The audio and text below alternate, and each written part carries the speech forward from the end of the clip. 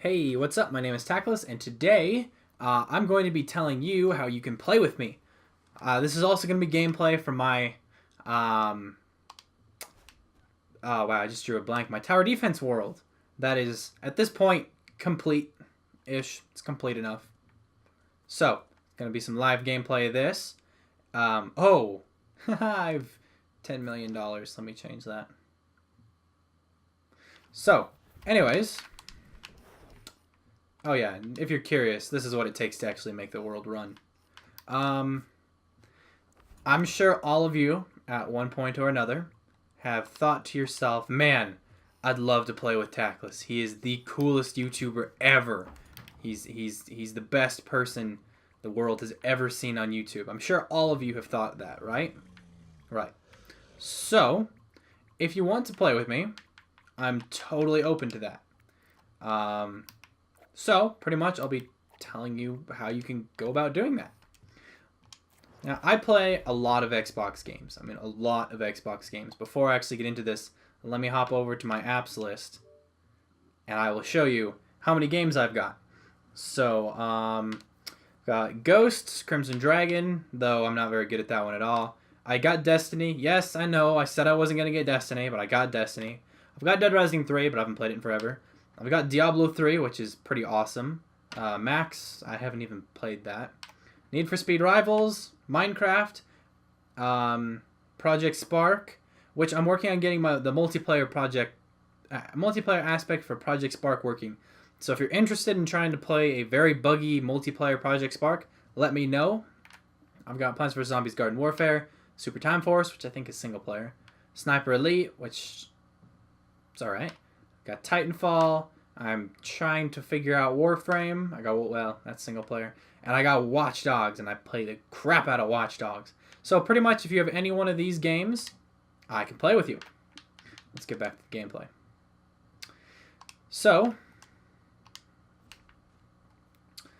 if you want to play a game with me, there's going to be a few guidelines that I'll set up first. First, I would like you, if I play with you, I want you to be, or at least sound, like you're the age of the rating. So, for example, if I'm going to play Diablo with you, I want you to be, or at least sound, 17. Because it's an M-rated game. It's got blood and gore, and, you know, you kill someone and their skeleton flies out of their body. It's pretty crazy stuff. If I'm going to play Destiny with you, I expect you to sound at least 13, because that's an it's a T-rated game, which I'm still surprised at, but it's a T-rated game. And if I play Minecraft, Project Spark, whatever, I really don't care, because those are E-rated games, and anyone can play them. So, that's the first guideline.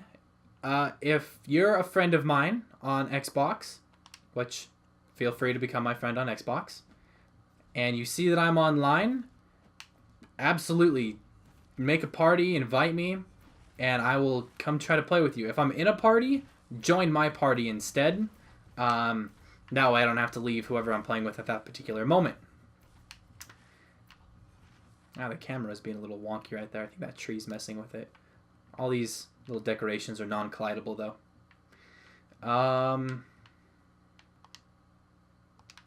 Let's see. Oh yeah, something I added before I get back to the playing with me. It shows the different types of enemies that are about to come before they actually come. So, let's see. That's most of it right there. Really, playing with me is not a whole lot to go off of. If you want Project Spark advice, I would absolutely love to give it to... Why am I hearing a Yeti? I'd love to give you Project Spark advice. I made this channel to give Project Spark advice, so obviously I want to give Project Spark advice. So, being aware it may be hard to tell you things over voice rather than in a video, but I'd love to do that anyways. Let's see. Finally, you guys have to know, my play style is different than what most people are. I play a little bit more like Vanoss, I guess you could say, if you follow his channel. It's just kind of dorky, screw around, have fun. The story objectives fine, which I'll play, but I'll also take time to screw around with the environment, and I will find and exploit all the glitches that the game has to offer. And I really don't care about my like kill death ratio or something like that. Mostly I just want to have fun while I game. I don't care so much about putting on my try hard pants and doing a good job. So if you're someone who absolutely has to keep on task and you hate it when people screw around and mess things up, then maybe we shouldn't play a competitive game together or something. Oh, it's also worth mentioning I have Black Ops 2 on Wii U, and I also have Mario Kart 8 on Wii U.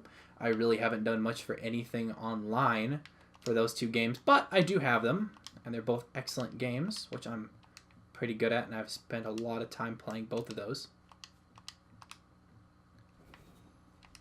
So, that's pretty much everything I have to say about playing with me.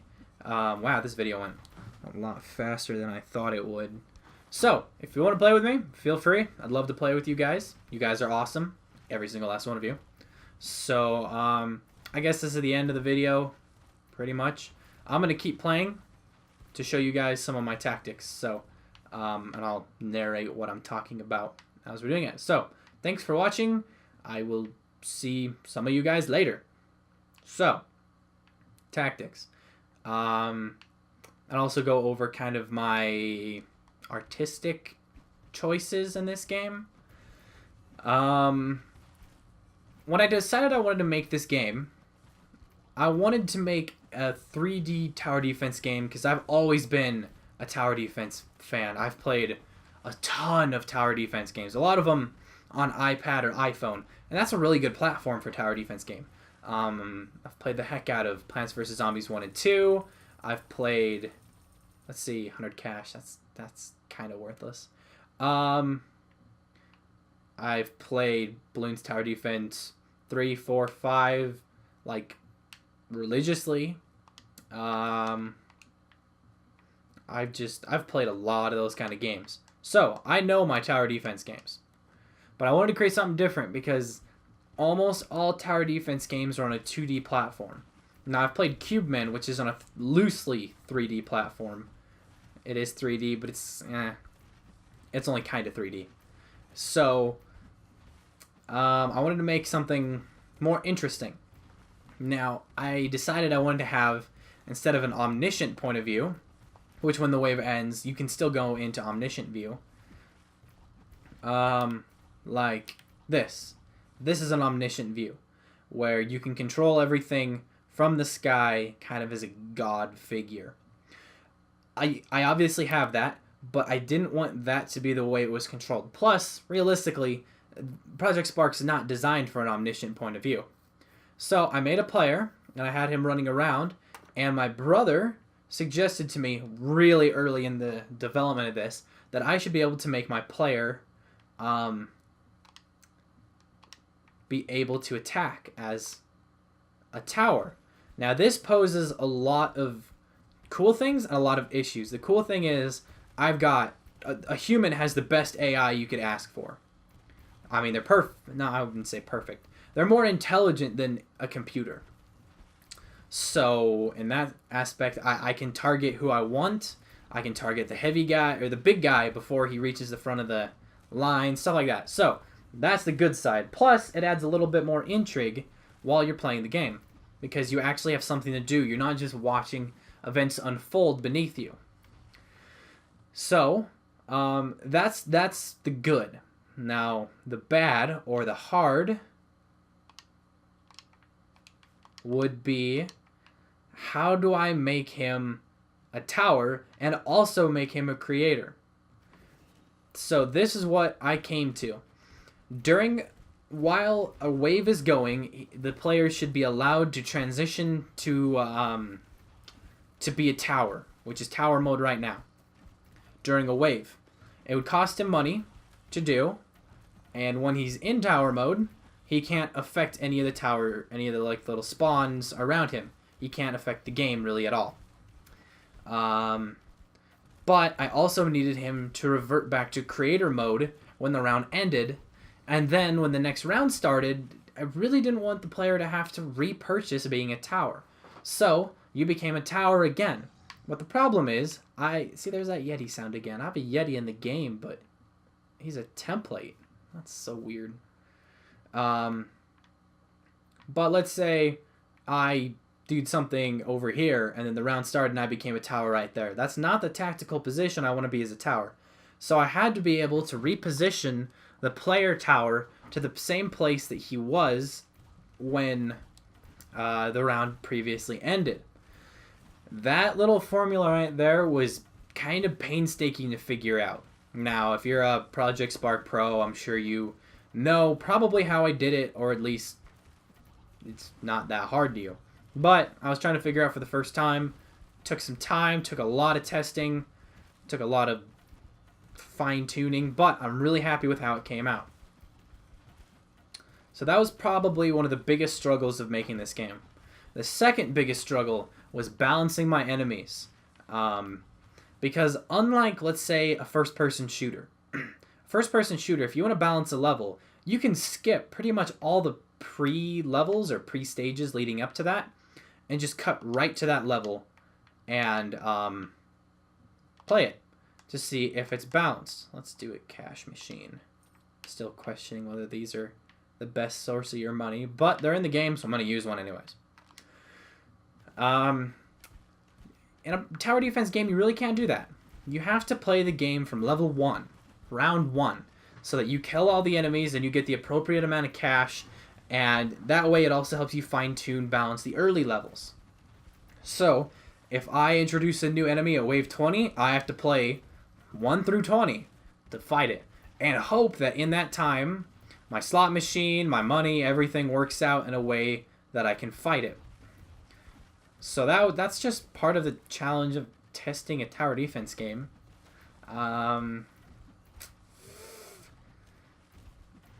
Let's see what else. Balancing all the enemies is no small task. Now let's go look at these enemies really quickly.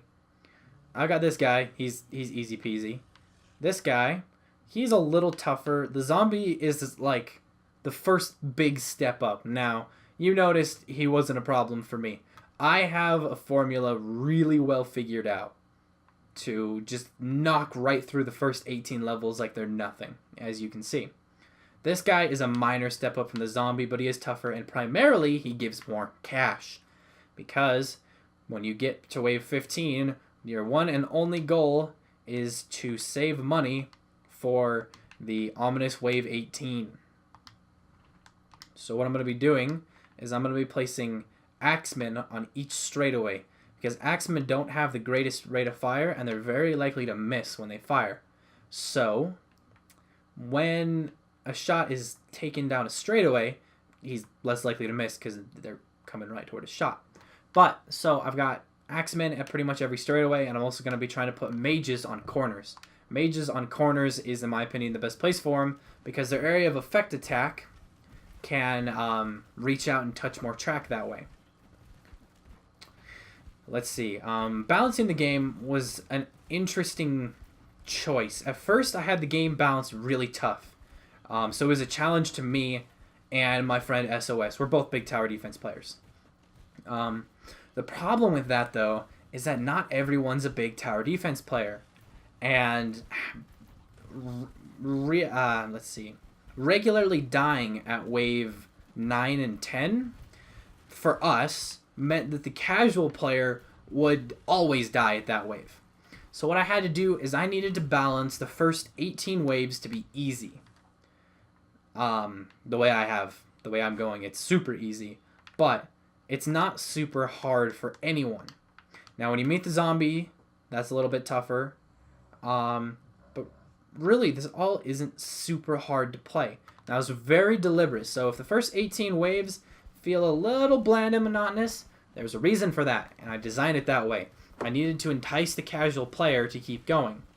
Now, I also wanted it to push the casual player, and I wanted it to push the advanced player. So wave 18 is the defining wave, so to speak. I'm 2 waves out from it. Night zombies appear, and they don't mess around. They're fast and they're tough, and they just, oh man, they come. I send a lot of them.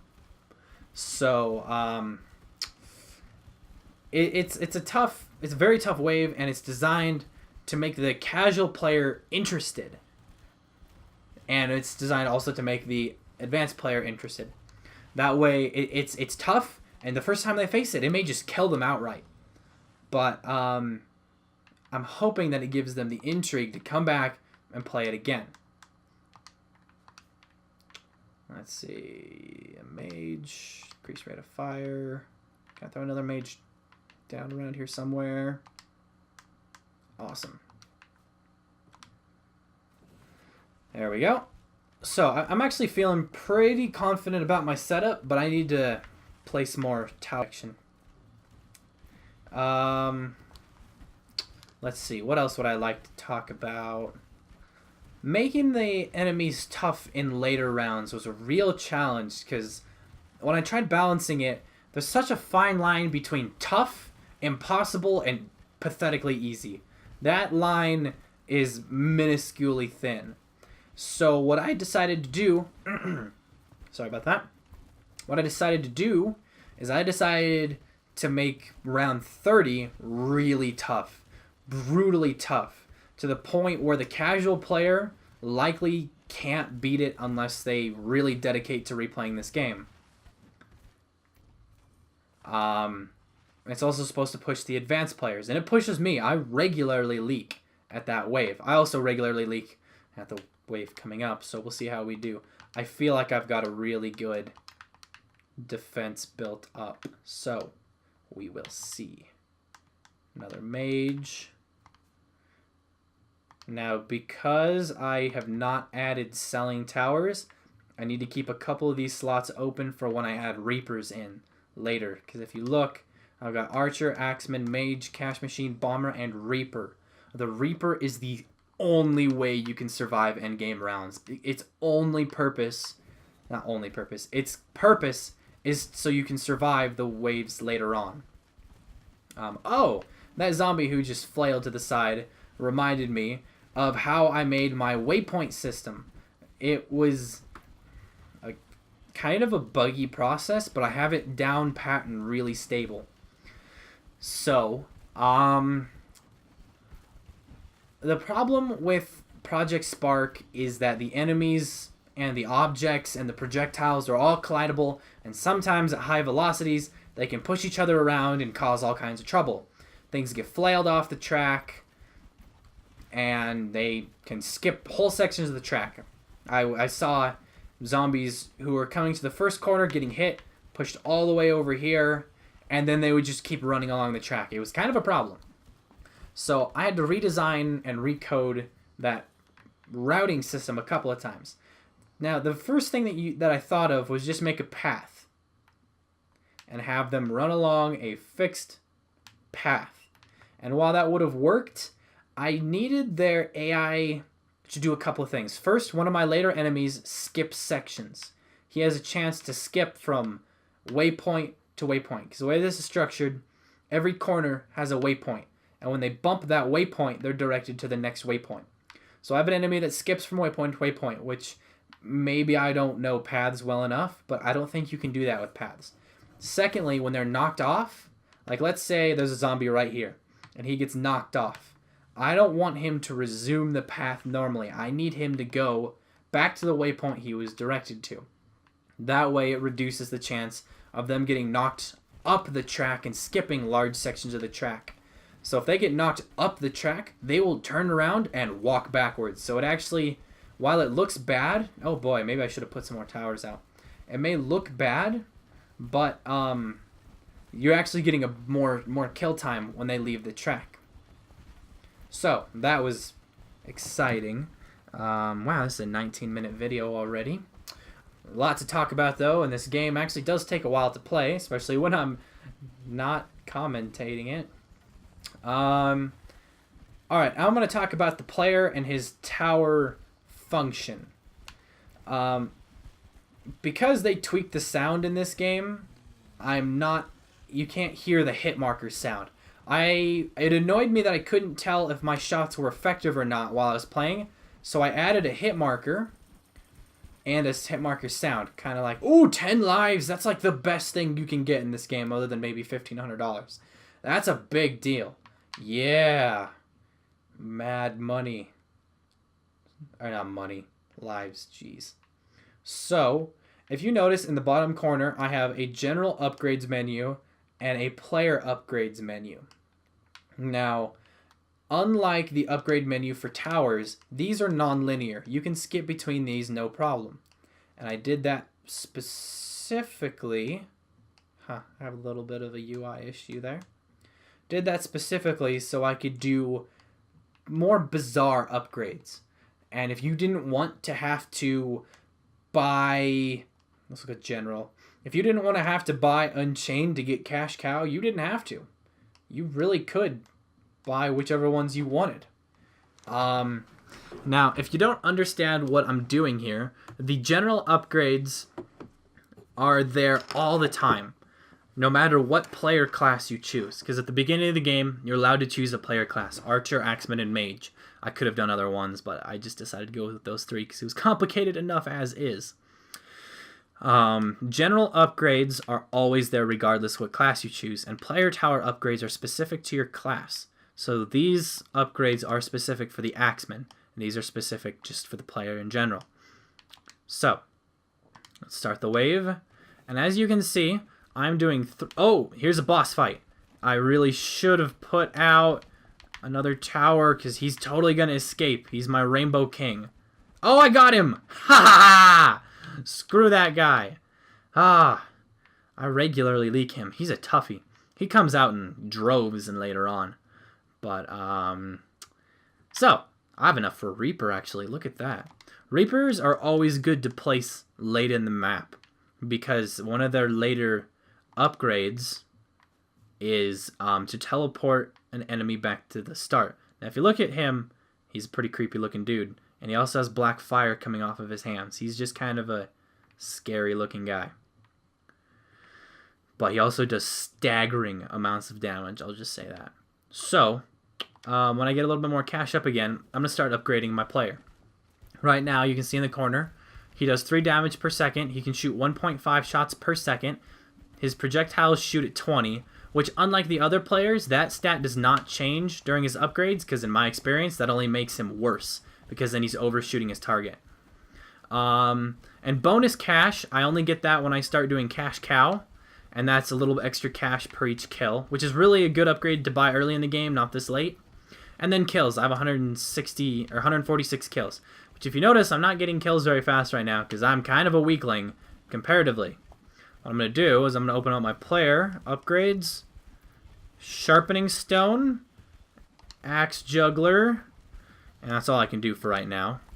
But now my damage is 4, and I can shoot another shot per second, which is actually a big deal. I almost doubled my, if you really think about it, I close to tripled my damage because I increased my rate of fire and I increased my damage. So nearly doubling my rate of fire almost doubles my damage, and then more damage, yeah. So, that's always good. My player is now more effective again. Let's see, talked about the player. What else do I want to talk about? Oh, my homing drones. Let me buy these bad boys. They're $100, and I can press left bumper to purchase drones. They'll slowly go up in price and effectiveness over time. The formula I used for this exactly was that their price was the wave times 10 plus 20. That was their price. And their damage is equal to the wave. So each drone will do 22 damage, which is actually a lot in the terms of this game. My archer does 1 damage per shot, basic, for the record. I'm just going to buy some drones so you can see what they do. They run along my track, reverse, and when they get near enemies, they explode and beat the crap out of them. But that was kind of a waste because I didn't do all that much. But Yeah, that's what they do. Let's see. Looks like we're about to meet a new enemy for the first time, which is good. I think it's the assassin. This guy right here. And he's very weak, but bizarre fast. Now, the way I have things set up with the Axemen is that they'll get knocked off no problem. This won't be a tough wave. There we go. So let's watch these guys in action. My zombies are quick, but my assassins are crazy fast. Now, surprisingly enough, now this may be a good thing from the Hippo update. Usually at this point in the game, my effects are all gone. You're not seeing any effects. Because I guess if there were this many effects displaying, my frame rate would dip. But as you can see, or I hope you can see, my frame rate's not dipping. It's doing great. So, maybe that's a good thing about the update that came. I know I've said a lot of harsh things about it, and I'm still not happy with a few things and how it made more aspects of the game buggy. But I'm still happy with it. Now, if you can see, my Reaper there, when he actually is landing hits, he almost insta-kills anything he touches. Audibly, this game is a lot less exciting since the Hippo update. It seems like they toned down how loud some of the sounds are. But enough about the Hippo update. What are we going to talk about next? Let's talk about... I'd love to show you this game all the way to the end. So I don't know what to talk about all the way to the end. Oh, let's talk about the little messages in the corner. Those messages were absolutely inspired by Bloons Tower Defense games. After every wave, there's a little message. Almost every wave, there's a little message that pops up. And it may be relevant. It may be not relevant. It may be something dorky. It may be a critical tip. But I thought that was a fun system. So I decided to add it in myself. I liked it. Also, I just upgraded this bomber so that his bombs split into less powerful bombs. That is one of the single best upgrades this game has to offer, other than the Reaper's teleportation upgrade. So, I don't know if you can see, but there's just a river of fire near that bomber. It's pretty awesome. Those messages were definitely inspired by Bloons Tower Defense. If you haven't played Bloons Tower Defense, when you finish this video, it's a free Flash game, or you can buy it on your iPod or whatever. Man, these guys are getting close now. It's a phenomenal tower defense game. It makes my tower defense game look like nothing. It's an amazing game. I'm pretty happy with my tower defense game. So, another thing inspired by Bloons Tower Defense that most tower defense games don't do is that you're allowed to call in the next wave whenever you want. You don't have a timer. Now, that's unusual, and I understand why most tower defense games don't do that. It adds a sense of urgency, but the reason I do it is because of the odd contrast between being a tower and being the creator. If you can see, my Reaper and my mages are cleaning house. Nothing's getting through. But, being a tower and then transitioning back to the creator, if you had anything less than, say, a minute, then it's just, you can't do what you want to do. But also, oh, look at that. That bomb didn't go off. They only go off when they detect players or enemies. Let's see. Where was I going with that train of thought? Oh, if you have everything done that you want to get done, and then you have to wait another 30 seconds, that kind of pulls some of the fun out of the game. So, I have the wave that you can manually start. Let's see. That upgrade is awesome, but yeah, I'm not going to do it. Now, I just posted a video, actually it's uploading as I speak, talking about the player function and the player tile function and why it's kind of messed up. This game is what got me really investigating that, and I have not gone back and fixed it. But you see how all these people are saying have their little killed? They should only be displaying that when they detect the player. But instead, each one of these crystals is technically a player. If that doesn't make sense to you, don't worry about it. Go watch that video. So, I'm trying to think what I want to do tactically next. I want to start upgrading my knights to the next level.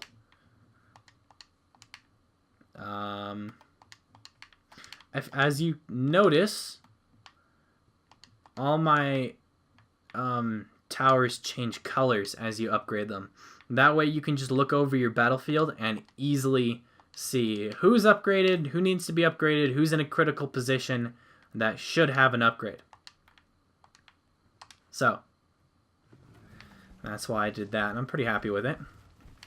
Even though I made some of the costumes for the default characters look awesome, it also makes sense for them to change colors. Now, because I wanted my Reaper to be awesome and unique, he does not change colors when you upgrade him. He simply changes the color of the orb he holds. Now, when he's not upgraded, he's not holding an orb, as you can see right then. But when he is upgraded, he has a blue orb, and then he has a purple orb, and then he has a red orb. And that kind of signifies how upgraded he is. And I think he has something special for the final upgrade, but I'm not sure. I'm going to start saving up for more Reaper upgrades at this point, because I'm going to start facing crazier enemies. I think next wave, I'm going to face the Warlock. And they're tough. They're not super tough. They're not like what the Knights did, how they just vastly increased the difficulty, but they add a new layer. And they give lots of monies. An upcoming enemy called the Wraith. Ah, man, I really wish I could have made them fly. Just glide around the track. But unfortunately, when they are gliding, they don't have any friction to the ground. And when they're hit by a collidable object going at any speed, it pushes them around too easy. So I had to make them walking, which makes me sad. Oh, yep, there was a cluster bomb. So, yep, here's the Warlock. And he's actually 3 times tougher than the Knights, but we've gotten far enough that the Knights aren't even that tough. But, you know, we'll see how we do. As you can see, one got pushed around there, and whatnot.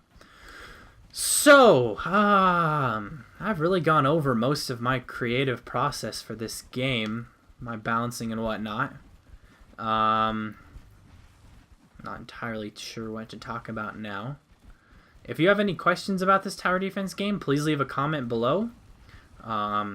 As you've noticed in this now 32-minute video, there's a lot to talk about. There's a lot of choices I made. There's a lot of things that needed balanced. Lots of design choices. So I was just very glad to be able to do this. So if you have a question, leave a comment. And if you haven't played this world, when you finish the video and when you stop playing Bloons Tower Defense, go to Project Spark and look this up. Now, it looks like the enemies are getting closer to the finish.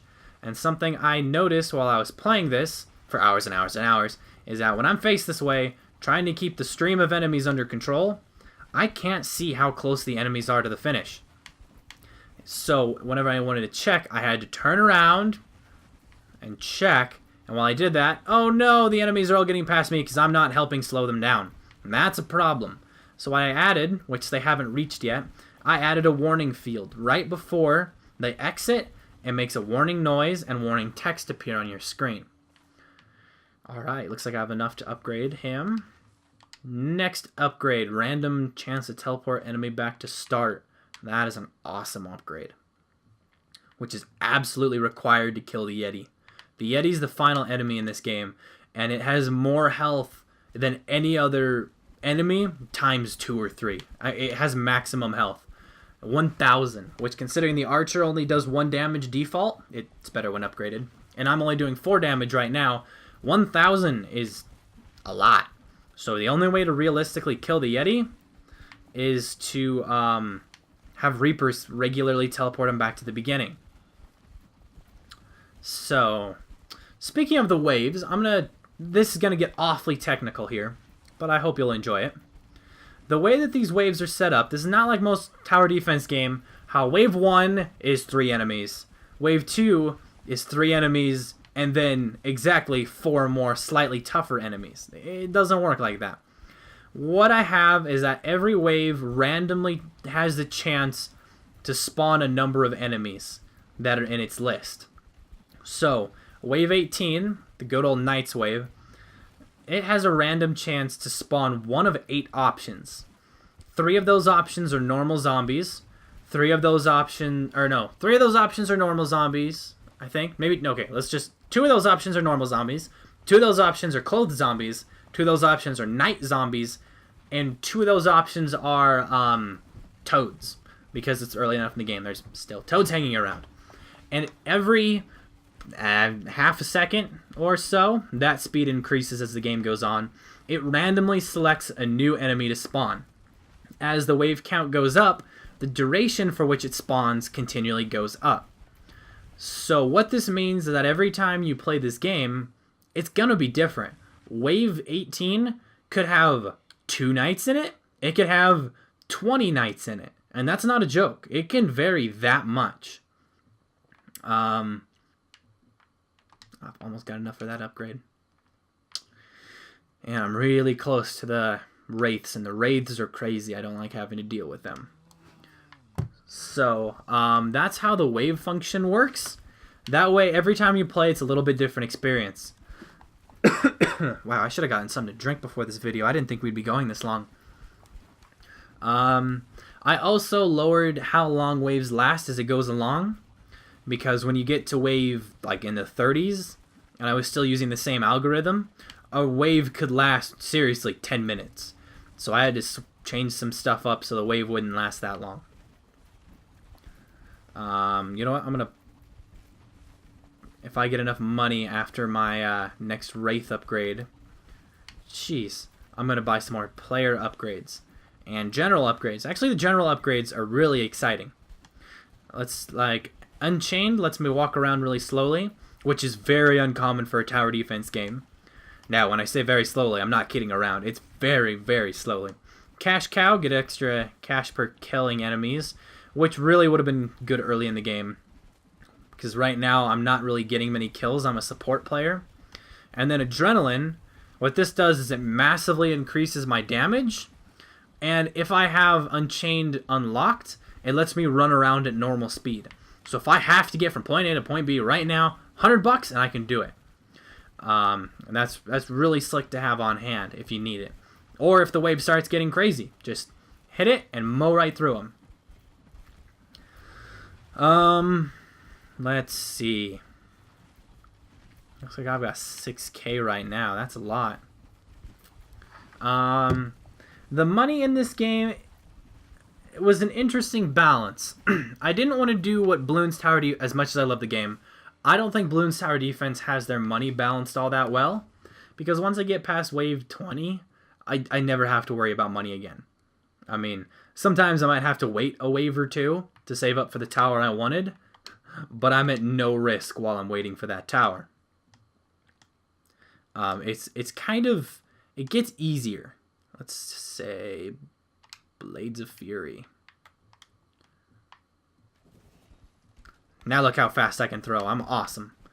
So I wanted to make cash still a rare commodity in later rounds. Now these guys do give you a lot more money than earlier. The starting enemy I think gives you 3 cash per kill. The Warlocks are probably giving 100, 150, so they're giving you a lot more cash. But considering that you need to buy a 2K tower with a 3K upgrade and a 4K upgrade, you still have to save for it and you still have to work for it. Some of the upgrades I made really expensive just to balance them. But the upgrades themselves were ridiculously powerful. So if you had the money balanced it, but they're still very powerful. The DEFCON 1 upgrade for my bomber is a good example of that. And the cluster bomb, they're both good examples of that. And the teleportation of my Reaper, who only has 38 kills at this point, but he's still very important. Trying to think of another amazing upgrade. In early stages of this game, my archer, well, he was stronger and he was cheaper. So my friend, would only use archers. That's all he would use. He would fill the entire map with archers and upgrade them, and they would just mow down everything in his path. And that's not the idea. So what I did is I slightly lowered the effectiveness of the first upgrade, and I slightly raised the price. That way, during waves 1 through 4, that slightly raised price was actually a really big deal, and you realistically couldn't get it and make that a viable strategy. So it's just the very subtle things that make balancing what it is. Ooh, slot machine. Let's see. 500 cash. That's not bad. And there's a new enemy in the gallery, and they're the Wraiths. Probably the most intimidating, one of the more intimidating enemies that we've got. Now, if you see, he's pretty crazy looking. He's got red and white, and he has a chance to teleport down the track. Now, this is hard to see when you're at my perspective, but if you were from the aerial or omniscient perspective, you could easily see him jump from here to here, or from here to... you can't quite... He couldn't teleport from here all the way to here. That's just too far. I only let him teleport halfway down this track. So, he's super duper tough, so I need to really strengthen my forces down here, or else he will absolutely start escaping. So let's do that. Upgrade him. Let's put a mage right here. Upgrade him. Wherever that Yeti is, he needs to be quiet. I'm going to put another bomber tower right here. Bombers are good around a corner because enemies, the way that it works, it's like they slow down on a corner a little bit. They have more time in a circular area, so his bombs have more effect. And I'm also going to place a new Reaper tower right here. And you know what? I have enough for a cluster bomb upgrade. There we go. So that was a lot of upgrades. And for the sake of a little bit extra, 2 archers right there with the first upgrade. There we go. So hopefully that was enough to survive the wave without losing any lives. I'd love to be able to beat this without losing any lives. That's probably the tough part. Now, I'm not seeing too many wraiths. It looks like at this point in the level I'm getting lucky and not seeing many wraiths. I'm watching one there. Oh, and when they die, they scream. And there's a good chance these guys will get to the point where they're going to leak. So we'll see if I have the little warning text pop up or not. Oh, there it was. Enemies near exit. I just bought drones, which probably saved my lunch. So I'm going to buy drones again.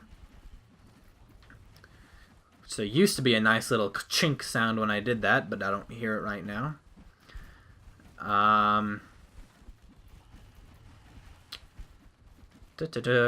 These guys are really tough, the wraiths. Now, if you can see, they're getting knocked off the track and they're having to forcibly walk back to where they were, thankfully. Or else this game would be absolutely impossible. Now that guy, I think he just teleported, which is pretty scary. Probably the main reason I made a teleporting enemy, half of it was I needed an enemy that was interesting. Because up to this point, it's just been tougher and faster. Or weaker and faster. I needed an enemy that would really stress them. So what I did is I made this enemy so that if you have all your towers in one spot, this prevents your strategy to really work. See, I actually bought, I think, 5 or 6 drones during that round, which saved me, and I still leaked a couple of lives. So those guys are really, really tough. They don't mess around.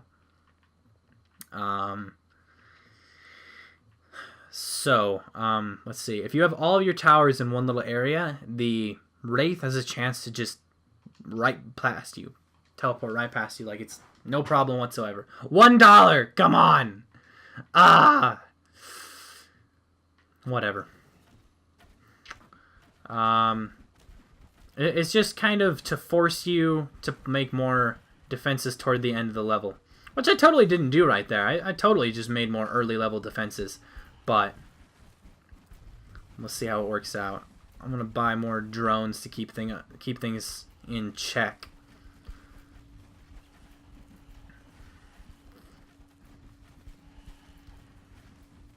If you notice, my frame rate has dipped a bit. I wouldn't say it's bad or unplayable, but I'd say I'm probably running maybe 25 FPS.